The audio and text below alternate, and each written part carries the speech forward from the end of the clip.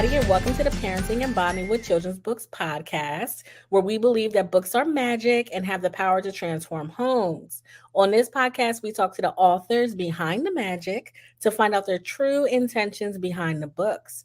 Tonight, we are here with author, educator, and producer Hallee Adelman. I had to practice it before we came on, and I still messed it up. No, you're great. It's Hallee Adelman. You rocked it. Adelman. Okay, Hallee Adelman. Okay, so where are you located, if you don't mind? I'm right outside Philadelphia, Pennsylvania. Okay. I don't know if we told you this before, but as soon as I saw the Benjamin Franklin Museum, I was like, oh my gosh. So we're from New Jersey, right over the bridge from Philly. Yay! Yes. So we the museum is like a huge part of my childhood. We hopped over the bridge so often to go to the museum. So when I saw that, I was like, oh, nostalgia. I love that. I actually serve the board of the Franklin Institute. Yes. I have so much fun there. I mean, it's just such an amazing place. Did you grow up going to the Heart? No, I didn't grow up going to the Heart. I didn't. Yeah, they have this Heart exhibit there. Boom, boom, boom, boom, boom. Oh, boom. I just don't remember then. Yeah, it's so good. Museum.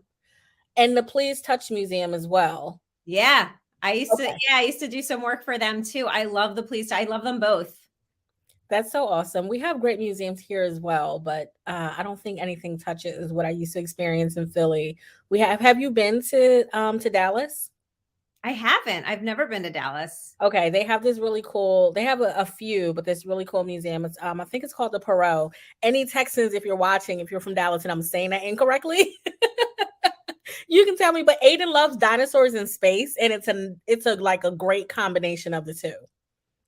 Well, next time you come to Philadelphia, then there's also the Natural History Museum. So he can get his dinosaurs there. Wow. And then he can go to the Franklin Institute and get a little space action. I mean, that sounds like a day. I can go to Dallas and go to both of them or to the museum you mentioned and see both exhibits. Okay, so I gave you guys like a sneak peek, but I'm going to give a formal introduction to Hallee. So she's a picture book author, of course, that's why she's here, educator and film producer. She has a PhD in education, and she's taught elementary through university students. I would love to know what your favorite was. And she's been nominated for Disney Teacher of the Year on multiple occasions. That's exciting. She's the author of the Great Big Feeling series, and that's the series that we're going to be talking about today, and the executive producer of documentary films like The Social Dilemma and Writing with Fire. She's director and producer of Our American Family. I'm reading the whole thing here. And she has served various youth-focused organizations such as Simon's Heart, the Franklin Institute, and the Philadelphia School Partnership. And she lives outside of Philly, like we said, with her dogs and daughters and hubby. Welcome. Thank you so much.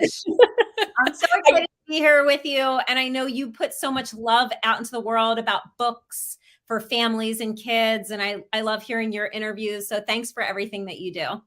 Oh, thank you so much. And thank you for everything that you do. I mean, going through your website and your social media and seeing just the impact that you have and everything you do surrounding your books. I mean, I feel like the books are just, they're wonderful, but there's so much activity surrounding them, like different contests that you've done. And you did like a theme song contest? Yeah, we did the book song challenge. Yes. So much fun. Yeah, I'll tell you about it. So we at our Instagram at waypastbooks, we hosted the book song challenge. The first year we had kind of like a Philly celeb, the 76ers six man. He's like, the 76ers super fan. We had him co-host. And this past year I co-hosted with Abigail, the storyteller. She's a young girl from North Carolina. The two of us connected after I saw her reading one of my books. And we've been in touch ever since. And she reads for kids who can't. So we kind of aligned on a passion. And for the book song challenge, really, it's great. I love having the opportunity to talk about my books and my work. But for me, it's also really important that kids just love books, that they get exposed to reading, that they get to celebrate their books, and that they get to use their own creativity. Mm-hmm. So with the book song challenge, kids from all over the country actually wind up singing a song about their favorite book from the school year.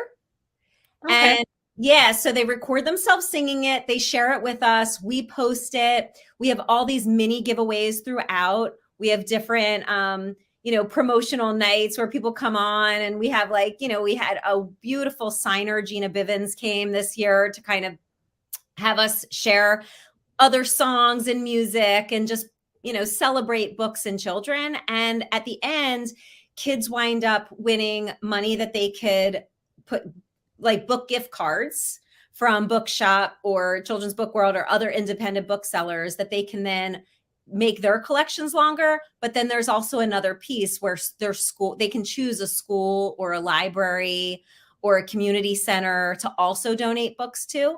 Okay. So we're hoping to just grow the world of books, just instill a love of reading and fun in kids, and just inspire kids to be their awesome selves. That is so cool. And I didn't know that this was still going. I thought this was something that you had done and it ended. I'm going to have to share this in the group and on our social media.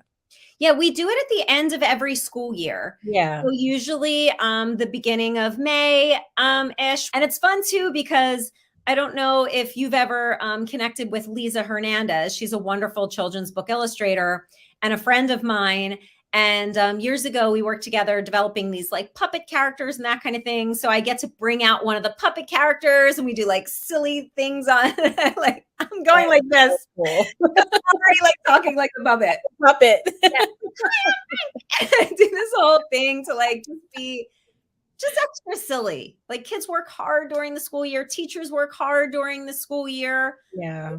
We want everybody to just feel good. What'd you learn? Let it out. Let's feel good and celebrate together.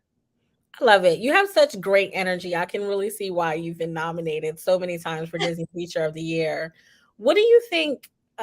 What's your philosophy for the classroom? Like, how do we get here? You've been teaching for so long. Well, I guess one of the things that's like, whether it's the classroom or writing or any project I do, I think it's always like lead with love and bring your heart. Yeah. Bring your whole heart. Like I want the kids that I work with to really feel deeply cared about, because it's just so like I genuinely care about kids. I want them to feel it. I want kids that I work with to feel like they're a star just for being themselves, which is like what I try to really talk about with Way Past Jealous. Like I want kids to really feel the magic. Like you talk about magic within books. So true. I want kids to feel the magic within themselves also. So I think just walking in with that intention of just true love, seeing like not just the best that the kids are, but also seeing their greatness and their potential even further, and just wanting them to see that too. You know, I think it's so cool that when you look at your background, you see that. So you have children's books, but also as a producer, you've been in these like really heavy type topics like the social dilemma and the other project that you did.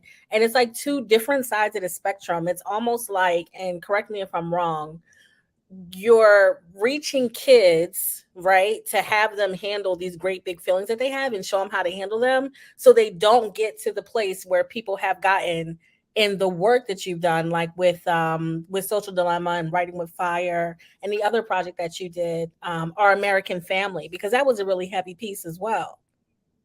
Yeah, I just think if we can do our best job with kids when they're young, if we can lean in and allow them to express themselves, to have hard conversations. And I think the work with the films, it really is an extension of that philosophy of like, how can we be open enough as a society, as people, to just have hard conversations, to really inspire ourselves every day to kind of be better. Because that's what I want for kids. It's also what I want for myself. I want to be better. Like I want to do a better job. I want to hear people more. So I think like just listening, like the idea of like sparking the conversations, but not one-sided conversations, like conversations where people can like say how they're feeling, hear how someone else is feeling, learn from each other's experiences. That to me is all just like that extension of spreading love. Yeah, it is. And it's really big. And I loved reading all 4 of your great big feelings books for that reason. And I think that I mean, before you came on, I knew we were on the same page about the magic in books and really giving our children a chance to say how they feel. With a lot of the parents and in our communities, I speak to them about the magic really being in the conversation that we have around the book, right? Like with our kids and the questions that we ask, asking those open-ended questions, and they can be some of the best conversations that we have with them. And it's so amazing. So I thank you for putting your work out there so that we can have these discussions with our kids. I know with the jealous, I'm sorry, way past jealous. That was I read the book with Aidyn, and along the pages, like as we turned the pages, different things kept happening. That's another great thing about Hallee's books. All the situations are so realistic, and we actually resonated with more than one of your books. But Way Past Jealous was a little deeper for us because Aidyn, as you know, wait, I'm talking forever. Let me tell you guys, Hallee was here before. And you might see like clips throughout or at the end. And Aidyn, who we all know is the real star of the show, had an interview with Hallee, and she got him to chat about his great big feelings, and it was so beautiful. We talked about his feelings, right? And she saw that he was an artist, and so I'm not gonna. This is the wrong word, and don't cringe. He's a sensitive kid. He feels deeply. He feels very deeply, and he's an artist. So when I remember last year, his teacher was giving out awards, and she gave Aidyn best artist in the classroom, right? And then she gave another kid future illustrator, and Aiden's feelings were so hurt because he's like, is she saying that I can draw right now, but I won't be able to draw later, or I'm not going to get better? Like, why am I not future illustrator? Why can't I be an illustrator in the future? And it brought back on that conversation as well as other things that happened in the classroom. And so it's just a great experience that we had around your books. And so I really want to thank you for that. I'm so glad. First of all, I'm so glad I adore Aidyn. So I was super excited that to be able to connect with him. But I'm also happy to hear that the book touched him in such a meaningful way, because it is hard, with Way Past Jealous, we have this little girl and she's so jealous that someone else is getting the attention for something that she's good at too. But she's really jealous about the attention. It's making her feel like, she doesn't shine.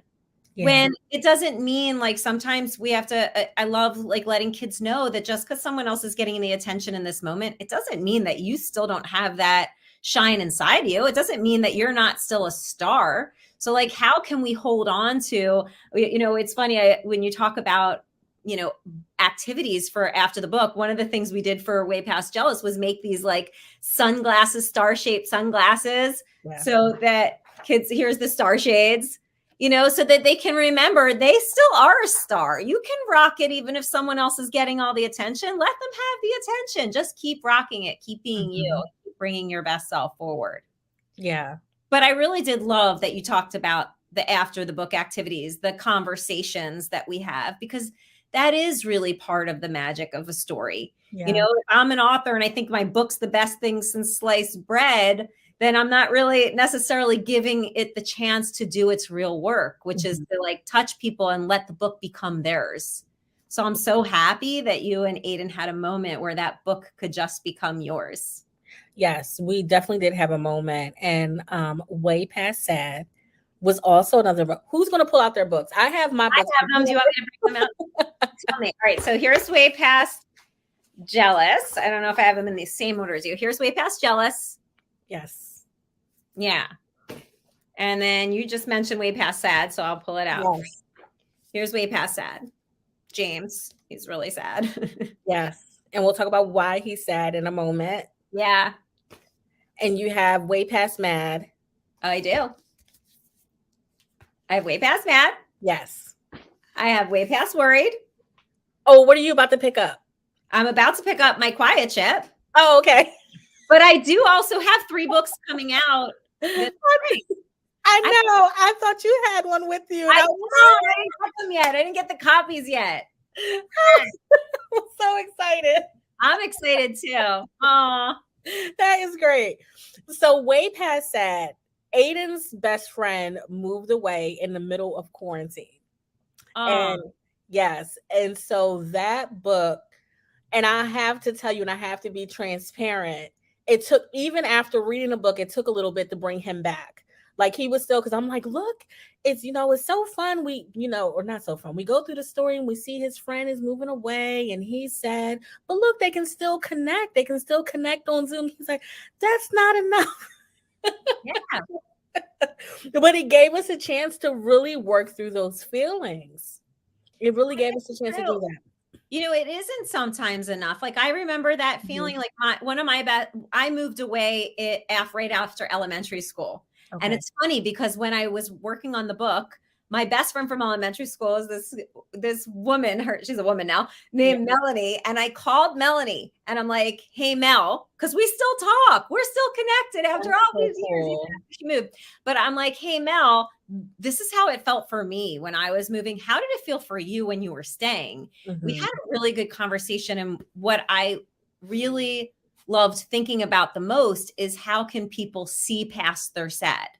Like, it's not like the sad's not going to stay there. And it's funny. That's why, the after book activity, one of them is with a telescope, which you see in the book, because how can you, when you look around and you see things, you can see all sad, but then you can also see those other things too. What else is around you so that you can start to see past your sad. And that happens after you feel your sad. Like you got to feel it. And Aidyn's not wrong. Sometimes it totally stinks. And, we talked about in the book also like drawing your mood. How are ways you can kind of get it out so that then you can start to see past sad and still feel it. Like I like that too in my books is, I try to make sure that we're not erasing the feeling completely. It's not like, oh, now everything's perfect in 5 seconds. Like we're totally fine. Like, because sometimes your feelings going to still linger, but how are you going to still get through it? So many things that you said there I want to touch on, and I'm not going to be able to remember it because you guys see my recall is not that strong, but the importance, we talk about the community all the time as using the books as tools. And that's really what this podcast is all about, because there's magic in books and there's so much fun in just a magical storyline and imaginative story. But so many times we as parents, we'll read a book and we'll be like, oh, that was great. And we'll put it back down and never to be picked up again. But the reason why we select certain authors and certain books for this show is because there are so many books that we can really use as tools in our home. And even though when we first read Way Past Sad, it brought up so many different emotions and, we had to work through it, that's not going to stop me from picking it up again and drawing out those same emotions so that Aidyn can talk about it. So that our kids recognize that not only are we, but story time is also a safe place in order to share those feelings that they're having. And that's what they really need to know, is that this is a safe space and these feelings are going to come. It's how we handle them, and that you feel safe talking to me as your parent about it. So, I think that's a really good point. Yeah. I think that's a really good point. And I think when you bring up like the safety piece, for me, what I see often in kids from my experience as an educator and also, as an author, is sometimes it's really easy, and for adults too, it's easier to look at someone else experience a feeling, someone else making a mistake, like someone else doing something wrong before you can step into it and be like, oh, I felt that way too. Or, oh, I've done that too. Like when Kia's taking her mad and Way Past Mad out on her friends and telling him like she doesn't even like him. And we know that's not true, but like, what are the mistakes sometimes for kids to have that safe space in this reading time that you're talking about, which is so beautiful? Like, how can we make sure kids can see other people might make mistakes? Yeah.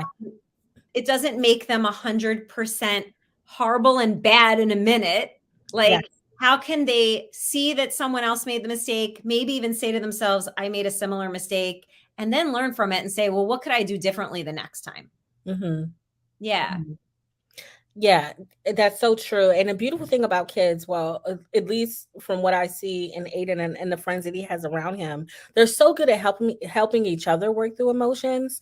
Like we were at the park one time and one of his friends got really angry and he showed some difficult behaviors and Aidyn walked up to him and he's like, "Hey, why don't we just count to 10? Let's count down from 10 and see how we feel." I didn't hear the whole thing, but I heard most of it. And the titles in Hallee's books are really specific, right? But you don't have to wait until they have that feeling to pick up the book. It's like they're going to experience things from day to day when we're not around that they're going to have to know how to handle and maybe help a friend work through. So these books are so multidimensional, and I think that they're just awesome. The only one we haven't talked about, Way Past Sad, Way Past Jealous, Way Past Mad, the Way 14th. Past Worried. Yes, Way Worried. Worried. The party. Yeah. And the part, yeah, little boy who's, all of a sudden he has to go to this other kid's. Oh, here's Brock, right? Oh, right, that's Nellie. Here's Brock. He's in the book. Hey, Brock. But he all of a sudden has to go without his normal sidekick to another friend's superhero birthday party. And it's like something's changed. And how can he get past his own worry? Then he starts feeling like, oh, my costume's too small. I'm going to look silly. Like, then it just grows from there. His worry gets bigger and bigger. And it's nice that you talked about the having seen kids help each other and support each other, because that's kind of what happens in Way Past Worried. Yeah. Brock winds up meeting another kid who's also too afraid to go into the party. They're both worried together. And then how they wind up kind of like helping each other. Like, oh, you're worried about that? Like, I'm worried about this. And, we can still be worried, but try to be brave, right? And we can come back here. Like, we can kind of take a step forward and like retreat if we need to. Like, how can you negotiate with another kid who might have the same worry or the same mad or the same jealous, like who might have a similar feeling, which is what adults do. Like sometimes you try to call someone who has a similar experience or has felt a certain way to kind of say like, well, what did you do? Here's what I did. Like, let's try something different if what we're currently doing, like if avoiding the party isn't necessarily working or feeling good, what else can we try? How can we still have the feeling and be brave in spite of it? Mm-hmm. Mm-hmm. That's so great. And we have these feelings too, like you said, as adults. And one thing, I don't know at what age it stops, but I know Aidyn loves to hear when I've experienced something. So that's also like a powerful tool for story time, like reading it and stopping. Like, okay, when we read Way Past Jealous and she ripped that picture off the wall. I've never done it, but there have been so many times where I've wanted to do something like that, especially at work in a corporate environment. It can be so competitive, and there's so many things can happen in the course of a day. But I know that I've had those feelings, and our kids love to hear about that. And sometimes all it takes is for us to share something that may have happened with us, for them to feel comfortable then sharing with us. That's another great way to use these books to have awesome conversation and bonding moments with our kids. It's so true. Openness really does breed openness. Yes. Well said. Yes. Yeah. Well, you said it first. Can you tell us about your illustrators? I was surprised. I didn't notice until I don't know when that you had different illustrators. Yeah. Well, for my first book, My Quiet Ship, that was illustrated by Sonia Sanchez. Mm-hmm. Sonia Sanchez lives in Barcelona. And then I also got a chance to work with another illustrator from Barcelona, Sandra de la Prada. Sandra de la Prada did really set the tone. Albert Whitman, my editor, Albert Whitman at the time, had selected Sandra de la Prada to really launch the series. And I was blown away. When I first got, the book in my hand, I mean, I've been so blessed to work with so many talented illustrators. Mm-hmm. But when I saw this cover for the first time, I was like, oh my gosh, nailed it. Yeah. I was so excited. And she was so thoughtful. Like even the skirt, like, Kia's skirt is a plaid skirt. Even the skirt wound up in, the front and then the back. Yeah. I can't believe I missed that element. Yeah. I love seeing like what people do. And, just even when like some of her scenes of like giant crowds. I love her crowds. Yeah. They're just so like, I don't know. They're just, I don't know. Everybody's so interesting and so cool. And like, oh, she brings so much joy to the page. So I loved that she set the tone for the series. And she also did Way Past Worried. I mean, when I looked at the superhero characters and I don't know if you could see Brock in his like too small costume and super worried, you know, just her really representing, while I was playing with like the words of visually representing worry and everything that could possibly go on. And she's creating a crowded mind for Brock, and she's creating these like superhero characters. It was interesting because she just is such a lovely talent. And then Albert Whitman brought in Karen Wall to continue in the same style as Sandra de la Prada. And Karen, I believe, is from England. I haven't met Karen, but so I believe she's from England. And she really played up. I was so excited in Way Past Jealous that she really played up my thoughts about kids being stars. Like, even if one of my favorite like pieces is on the sheets and on the bed, you know, here, you know, our character's feeling so upset, but Yaz is still sitting on sheets that star. She's sitting on a bed with stars. So I love seeing a lot of the star imagery throughout the book. And, you know, it allows me then to really lean into it the way I wanted to, like creating things for kids. It's like, shine like the star you are, like, you know, silly things like that. And then in Way Past Sad, she also did like an exceptional job. I was really excited. One of the things that I did early on was talk about like just the themes of like a sinking ship. That to me, I kept thinking about a kid on an island, feeling the sad, feeling like a sinking ship. And she did such a beautiful job. I mean, her telescope, the Draw Your Mood page where he's drawing his sinking ships. I love that. And she also did a beautiful job on the telescope page, if I could find it so quickly. It was like just so, I don't know, it was like really just interesting to see how, here it is, to see how he's looking and he's seeing the sad, not only that he's feeling, but in his friend, like Sanj, the one who's moving away. It's so sad. Yeah. Yeah, I've been really blessed to work with wonderful illustrators. And there'll be a new illustrator in not for the Way Past the Great Big Feelings series, but in The Strongest Thing is one of the books that's coming out. Okay. I hope I'm pronouncing her name right because we haven't met each other. But Rhea Sai is going to be the illustrator for The Strongest Thing, and Karen Wall continued with the next two books coming out, Way Past Lonely and Way Past Afraid. If you guys can tell, I'm so excited for these two books to come out. I can't wait to send them to you and Aidyn. I'm so excited. So excited. And I have to say, just real quick, so in our community, we did like a poll. And the question that I asked was, if you're not reading to your kids right now as much as you would like to, like, tell us what is the reason why. And so many parents said time. They just don't have the time. And I created like this 35 ways to fit reading in, you know, to your day, like quick ways, actionable steps, right? And this is why I encourage not to wait until bedtime. Like, and I'll explain in a second, but not to wait until bedtime. Bedtime is the perfect time to read a story. I'm not saying it's not. We should read bedtime stories.